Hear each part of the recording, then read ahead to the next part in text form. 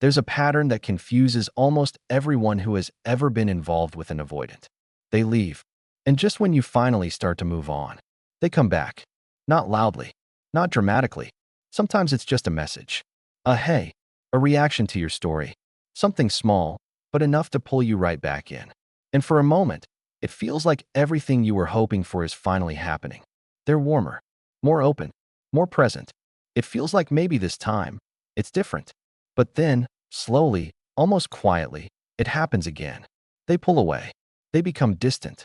And eventually, they leave. Again. And you're left sitting there asking yourself, how can someone come back into your life just to walk away all over again? If you've experienced this, you're not imagining it. And more importantly, you're not the problem. Because this isn't random behavior. There's a pattern behind it. And once you understand that pattern, everything starts to make sense. Let's start with what happens after they leave. Because what you feel and what they feel are usually very different. When an avoidant pulls away, it often feels final to you.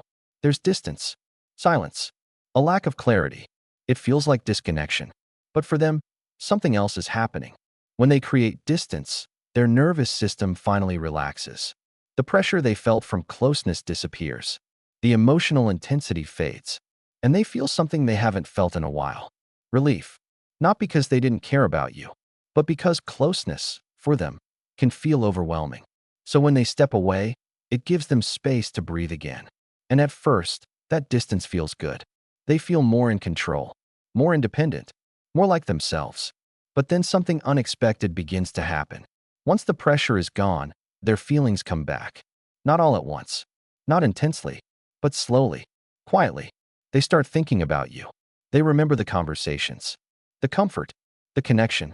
And here's the important part. They can feel these emotions now because there's distance. There's no expectation, no pressure, no intensity, just memory. And memory feels safe. So they begin to miss you, but in a controlled way. Not in a way that overwhelms them, but in a way that feels manageable.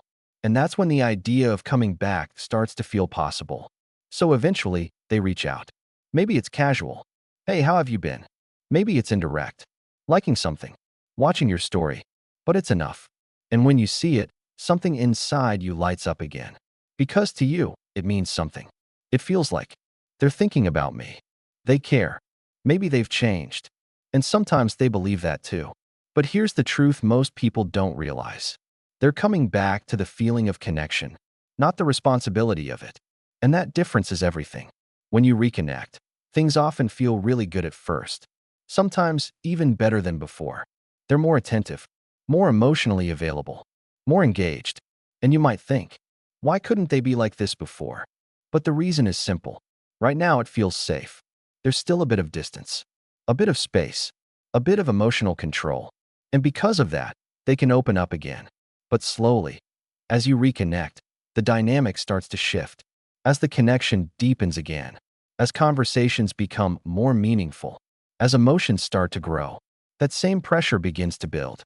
Not because you're doing something wrong, but because closeness, for them, activates something internal, something they haven't learned how to handle. It can feel like losing independence, being emotionally responsible for someone, getting too close too fast. And when that feeling builds up, their system looks for relief. And the only way they know how to create that relief is distance. So what do? They don't always communicate it. They don't always understand it. They just start pulling away. Again.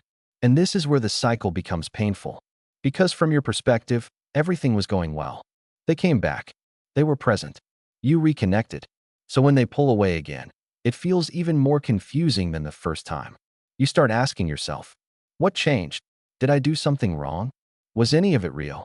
And the hardest question, why come back at all if you're just going to leave again? The answer is not what most people expect. They didn't come back to hurt you. They came back because, in that moment, they genuinely felt something. They missed you. They wanted connection. They wanted to feel close again. But wanting connection and being able to sustain it are two very different things. And that's where everything breaks down. One of the biggest mistakes people make in this situation is believing that the return means growth.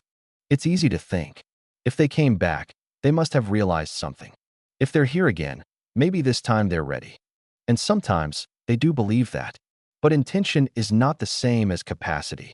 Just because someone wants to be close doesn't mean they know how to stay close. And here's where it gets even deeper. Every time they come back, it reactivates something in you. Hope. You remember how good it felt. You focus on the version of them that was present, open, and connected. So you lean in again. You open up again. You invest again. Sometimes even more than before. Because now you think, this is my chance to finally make it work. But this is exactly what keeps the cycle going. Because as you invest more, the emotional intensity increases faster. And the faster it increases, the faster they feel overwhelmed. And the faster they pull away. So the cycle looks like this. They leave, they feel relief. They feel relief, they start missing you. They miss you, they come back. They come back, connection grows. Connection grows, pressure builds. Pressure builds, they leave again. And unless something changes, this loop can repeat over and over again. So how do you break it? Because the answer is not to stop caring. And it's not to shut yourself down emotionally. The answer is to change how you respond when they come back. The first thing is awareness. You have to recognize the pattern for what it is. Not a one-time situation, not a misunderstanding, but a cycle. And once you see it as a cycle, you stop interpreting every return as something new. The second thing is pacing. When they come back, your instinct will be to reconnect quickly, to go back to how things were, to rebuild the closeness as fast as possible. But that often recreates the same conditions that caused them to leave.